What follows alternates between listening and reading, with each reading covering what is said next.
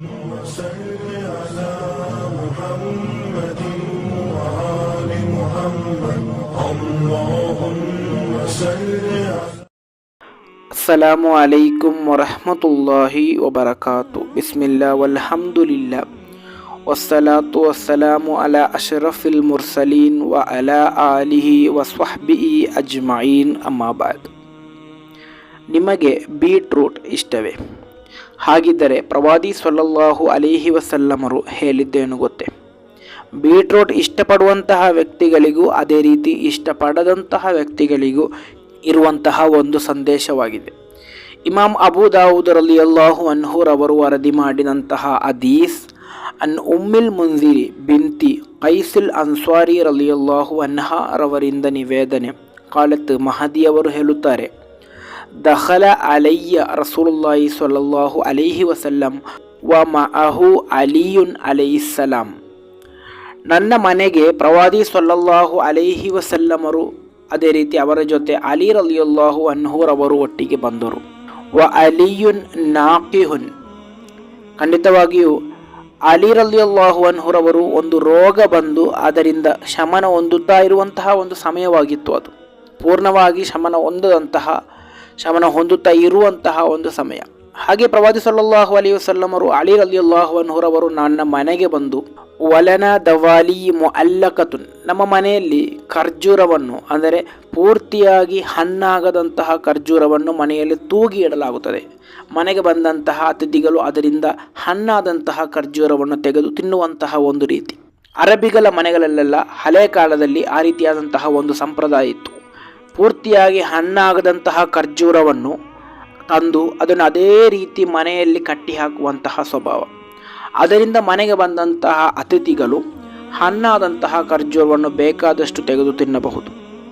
ಹಾಗೆ ನಮ್ಮ ಮನೆಯಲ್ಲೂ ಕೂಡ ಅದು ಇತ್ತು. ಫಕಾಮ ರಸೂಲುಲ್ಲಾಹಿ ಸ್ವಲ್ಲಲ್ಲಾಹು ಅಲೈಹಿ ವಸಲ್ಲಂ ಯಅಕುಲು ಮಿನ್ಹಾ.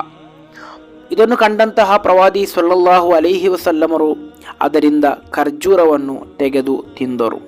ವಕಾಮ ಅಲಿಯುನ್ ಲಿಯಅಕುಲು. ಇದನ್ನು ಕಂಡಂತಹ ಅಲಿ ರಲಿಯಲ್ಲಾಹು ಅನ್ಹುರವರು ಕೂಡ ಆ ಖರ್ಜೂರವನ್ನು ತೆಗೆದು ತಿನ್ನಲು ಹೊರಟರು. ಫತಫಿಕ ರಸೂಲುಲ್ಲಾಹಿ ಸ್ವಲ್ಲಲ್ಲಾಹು ಅಲೈಹಿ ವಸಲ್ಲಂ ಯಕೂಲು ಲಿ ಅಲಿ. ಇದನ್ನು ಕಂಡಂತಹ ಪ್ರವಾದಿ ಸ್ವಲ್ಲಲ್ಲಾಹು ಅಲೈಹಿ ವಸಲ್ಲಮರು ಅಲಿ ರಲಿಯಲ್ಲಾಹು ಅನ್ಹುರವರನ್ನು ತಡೆದುಕೊಂಡು ಹೇಳಿದರು, ಮಹ್ ಇನ್ನಕ ನಾಕಿಹುನ್. ಓ ಅಲಿ ರಲಿಯಲ್ಲಾಹು ಅನ್ಹುರವರೇ, ನೀವು ಈಗ ತಾನೇ ಒಂದು ರೋಗದಿಂದ ಶಮನ ಹೊಂದುತ್ತಾ ಇರುವಂತಹ ಸಮಯವಾಗಿದೆ. ಆದ್ದರಿಂದ ನೀವು ಈ ಖರ್ಜೂರವನ್ನು ತಿನ್ನಬಾರದು. ಅದು ನಿಮ್ಮ ರೋಗಕ್ಕೆ ಯೋಗ್ಯವಲ್ಲದಂತಹ ಒಂದು ಆಹಾರವಾಗಿದೆ. ಆದ್ದರಿಂದ ನೀವು ಅದನ್ನು ತಿನ್ನಬಾರದು. ಹತ್ತಾ ಕಫ ಅಲಿಯುನ್ ಅಲೈಹಿಸ್ಸಲಾಂ. ಹಾಗೆ ಅಲಿ ರಲಿಯಲ್ಲಾಹು ಅನ್ಹುರವರು ಆ ಖರ್ಜೂರವನ್ನು ತಿನ್ನುವುದನ್ನು ನಿಲ್ಲಿಸಿದರು, ಅಂದರೆ ತಿನ್ನಲಿಲ್ಲ. ವಸ್ವನಅತು ಶঈರಂ ವ ಸಿಲ್ಕನ್. ನಂತರ ನಾನು ಮನೆಯಲ್ಲಿ ಬೀಟ್ರೋಟ್, ಅದೇ ರೀತಿ ಬಾರ್ಲಿ ಅಂದರೆ ಬಾರ್ಲಿ ರೊಟ್ಟಿ ಆಗಿರಬಹುದು, ಬೀಟ್ರೋಟ್ ಅಂದರೆ ಬೀಟ್ರೋಟ್ನ ಪದಾರ್ಥ ಆಗಿರಬಹುದು, ಅದನ್ನು ನಾನು ಮನೆಯಲ್ಲಿ ಮಾಡಿದ್ದೆ. ಫಜ್ಅತು ಬಿಹಿ. ಅದನ್ನು ನಾನು ಪ್ರವಾದಿ ಸ್ವಲ್ಲಲ್ಲಾಹು ಅಲೈಹಿ ವಸಲ್ಲಮರಿಗೆ ಕೊಟ್ಟೆ. ಫಕಾಲ ರಸೂಲುಲ್ಲಾಹಿ ಸ್ವಲ್ಲಲ್ಲಾಹು ಅಲೈಹಿ ವಸಲ್ಲಂ. ಈ ಬೀಟ್ರೂಟಿನ ಪದಾರ್ಥವನ್ನು ಕಂಡಂತಹ ಪ್ರವಾದಿ ಸ್ವಲ್ಲಲ್ಲಾಹು ಅಲೈಹಿ ವಸಲ್ಲಮರು ಹೇಳುತ್ತಾರೆ, ಯಾ ಅಲಿಯು ಅಸ್ವಿಬು ಮಿನ್ ಹಾಜಾ ಫಹುವ ಅಂಫಹು ಲಕ. ಅಲಿ ರಲಿಯಲ್ಲಾಹು ಅನ್ಹುರವರೇ, ಈ ಬೀಟ್ರೂಟಿನ ಪದಾರ್ಥವನ್ನು ನೀವು ತಿನ್ನಿ, ಈ ಬಾರ್ಲಿಯ ರೊಟ್ಟಿಯನ್ನು ನೀವು ತಿನ್ನಿ, ಕಾರಣ ಇದು ನಿಮ್ಮ ರೋಗ ಶಮನಕ್ಕೆ ಒಳ್ಳೆಯದಾಗಿದೆ. ನಿಮ್ಮ ರೋಗ ಶಮನ ಥಟ್ಟನೆ ಉಂಟಾಗಲು ಇದೊಂದು ಕಾರಣವಾಗಿದೆ ಎಂದು. ಈ ಒಂದು ಹದೀಸ್ನಲ್ಲಿ ಪ್ರವಾದಿ ಸ್ವಲ್ಲಲ್ಲಾಹು ಅಲೈಹಿ ವಸಲ್ಲಮರು ಹೇಳುವಂತಹ ಒಂದು ವಿಷಯವಿದೆ ಬೀಟ್ರೂಟಿನ ಕುರಿತು. ರೋಗ ಶಮನ ಉಂಟಾಗುವಂತಹ ಸಂದರ್ಭದಲ್ಲಿ ಅಲಿ ರಲಿಯಲ್ಲಾಹು ಅನ್ಹುರವರೊಂದಿಗೆ ನೀವು ಖರ್ಜೂರವನ್ನು ತಿನ್ನಬೇಡಿ. ಹಣ್ಣಾಗುತ್ತಾ ಇರುವಂತಹ ಖರ್ಜೂರ ಅಂದರೆ ಪೂರ್ತಿಯಾಗಿ ಹಣ್ಣಾಗುತ್ತಾ ಇರುವಂತಹ ಒಂದು ರೀತಿಯಾದಂತಹ ಖರ್ಜೂರ, ಅದನ್ನು ನೀನು ತಿನ್ನಬಾರದು.